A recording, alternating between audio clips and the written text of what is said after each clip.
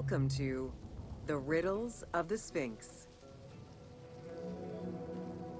A sphinx was originally meant to be a personification of the king. The human head, wearing pharaonic regalia, was fused with the body of a lion, thus sharing the qualities the powerful animal possessed, namely its power, the swiftness of its attack, and its majestic authority. By these very virtues, it was also considered a symbol of protection. Unsurprisingly, statues of sphinxes could be found along the dromas, protectors of the path taken by the gods to reach the temples.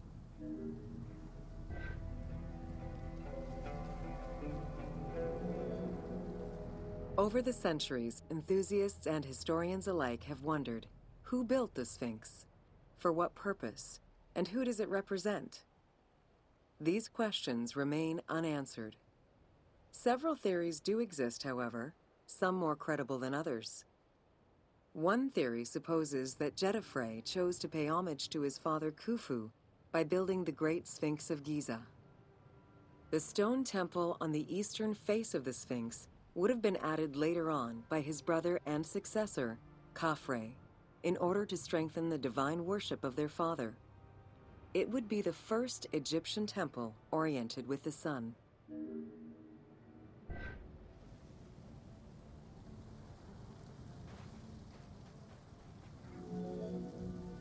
Another theory suggests that the Sphinx was built by Khafre and was meant to represent him.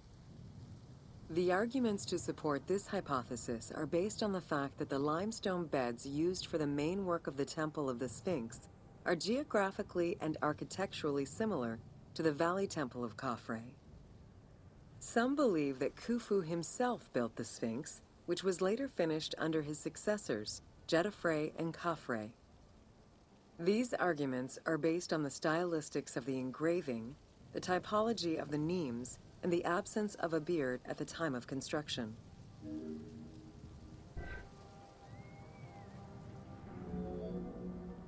While ancient Egypt as a whole leaves a rather monochrome vision of its monuments and statuary, it is vital to understand that in ancient times, absolutely everything was painted.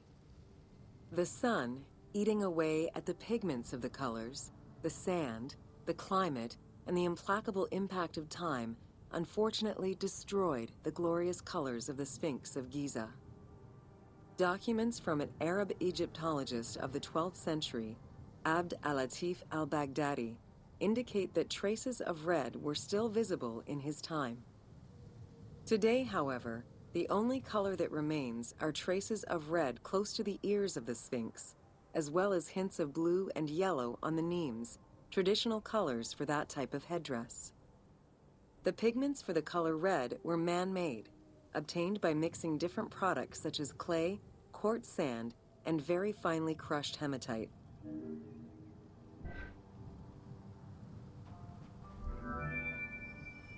Red had a strong symbolism in ancient Egypt. It was both the color of life and the color of death. It could represent the sands of the desert or the brilliance of the sun. Red was also associated with the god Seth, vengeful and destructive. The Egyptian word for red, deshur, is also the word which was used to signify the desert, or the royal crown of Lower Egypt. In art, red was also the color used to paint the bodies of men, while yellow was used for women.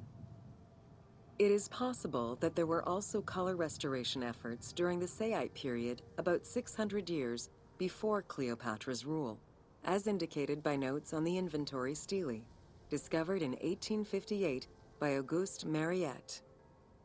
It is because of this that the team made the decision to display it with its full range of colors, even though the Sphinx's colors would have likely faded by Cleopatra's time.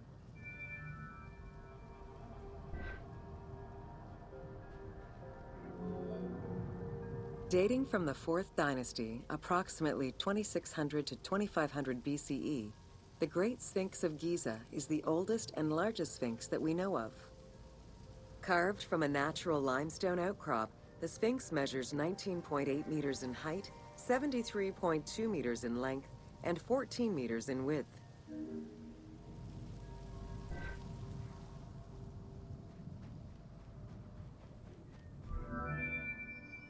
In order to bring polish to the imposing monument, several blocks of limestone were added after the initial construction phase.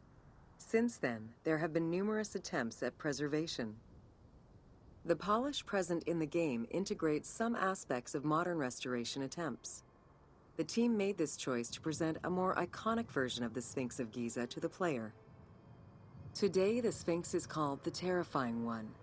This appellation is translated from its Arabic name, Abu al-Hal, which in turn was derived from Baluba in Coptic.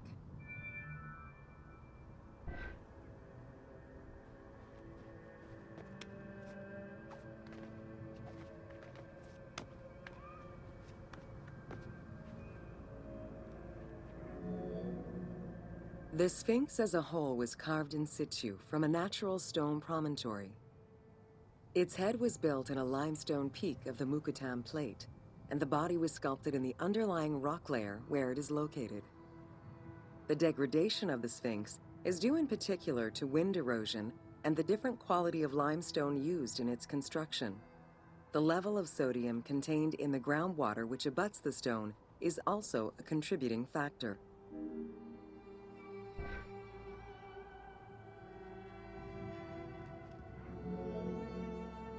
The natural bedrock is seen through the oblique natural strata of the Sphinx's body that are similar to the surrounding limestone.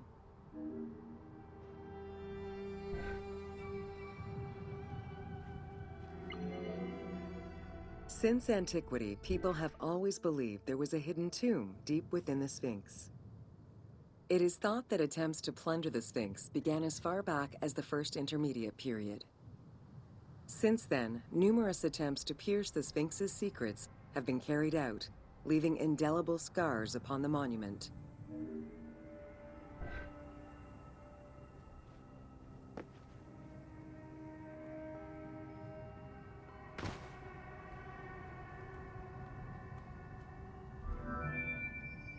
"12 meters long and cut during pharaonic times, another entrance in the back of the Sphinx aroused curiosity.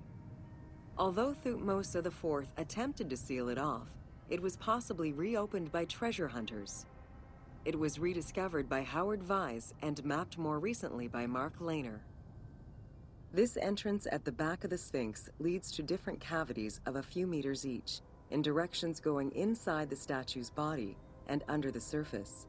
The team has used this opportunity to extrapolate a little more.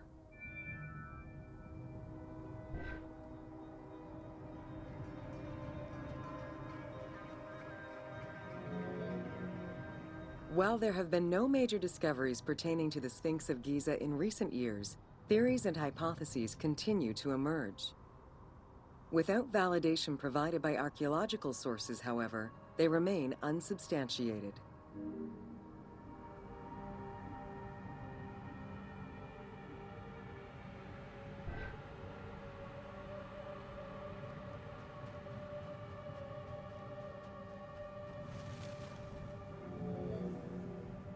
The first of the main theories as to the Sphinx of Giza's meaning posits that the Sphinx was originally a massive representation of the god Anubis. Its principal arguments are that the head of the Sphinx is disproportionate compared to the size of its body. The second theory believes that the representation of two sphinxes on the stela of Thutmose IV would indicate that another stone sphinx had existed on the site itself, possibly even in paired symmetry on the other side of the Nile. However, neither of these theories can be verified in any way.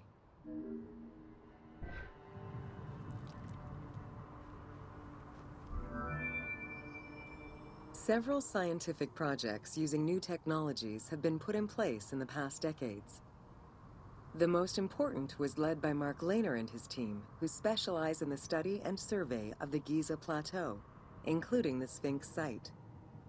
The mapping made it possible to see the materials used to construct the Sphinx, analyze the different layers of erosion, and figure out the most fragile areas to protect. After a few attempts at giving the Sphinx artistic proportions, the team instead decided to use photogrammetry mapping to faithfully reproduce the proportions of the Sphinx.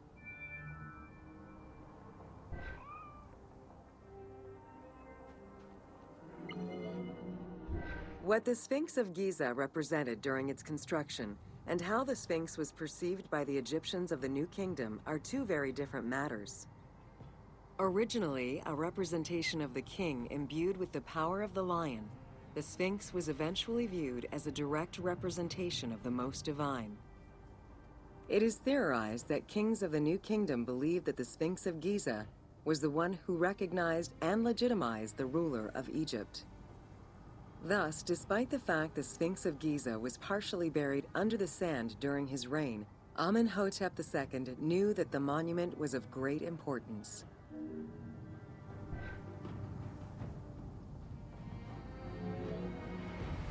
Amenhotep II built a second temple dedicated for the Sphinx as Horemakhet to pay homage to Khufu and Khafre, his predecessors. It became a common habit for this dynasty to spend time with their royal courts at the Sphinx. Its sanctuary became known as Setepet, the Chosen.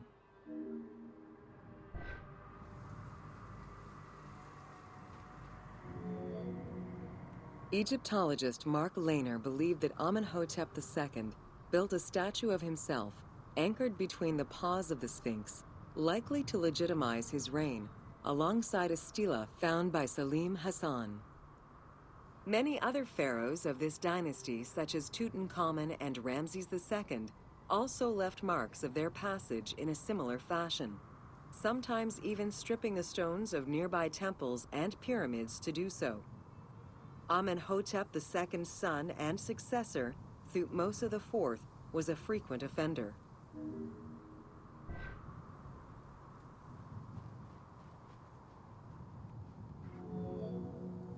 While sleeping between the Sphinx's paws, the future Thutmose IV saw in a dream the god Horemakhet proclaiming his coming accession on the throne of the two lands.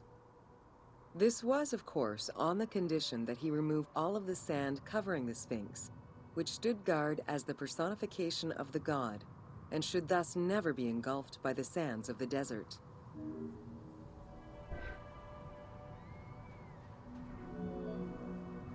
The 15-ton dream stela built by Thutmose IV to commemorate his dream was discovered by an Italian Egyptologist, Giovanni Battista Caviglia, in 1818, when he undertook the task of freeing the Sphinx from the sand, which had yet again covered it. Caviglia was looking for an entrance into the structure of the Sphinx, but instead he discovered an open-air chapel and stelas between the paws. Ashes from a ceremony were still present. Protected by sand, they quite possibly were from the last ceremonies in Roman times.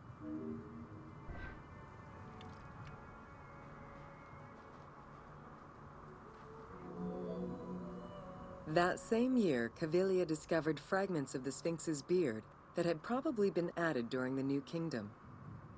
If many of these pieces are held by museums in Cairo, a fragment is displayed at the British Museum, along with a piece of the uraeus that was on the Sphinx's headdress. It is believed this fragment of beard was possibly kept in place thanks to the statue of Amenhotep II, which was supposed to be located under the head of the Sphinx.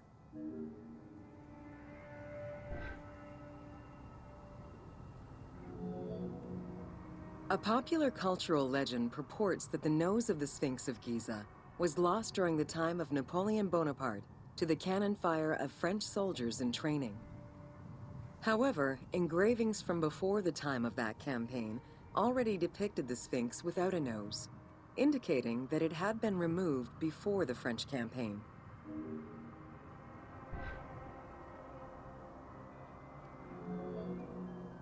The most plausible hypothesis is based on the research of the German historian Ulrich Harman. During the 1980s, Harman compiled medieval sources written by Arab authors. In doing so, he discovered that the Sphinx was once perceived as a favorable omen, a deity supporting sediment-nurturing floods and crops. Around 1378, a Sufi by the name of Muhammad Sa'im al-Dar could not stand this vision of the monument. and in an iconoclastic act, broke the nose of the Sphinx. According to the texts, he was then hanged and burned between the legs of the Sphinx for his crime.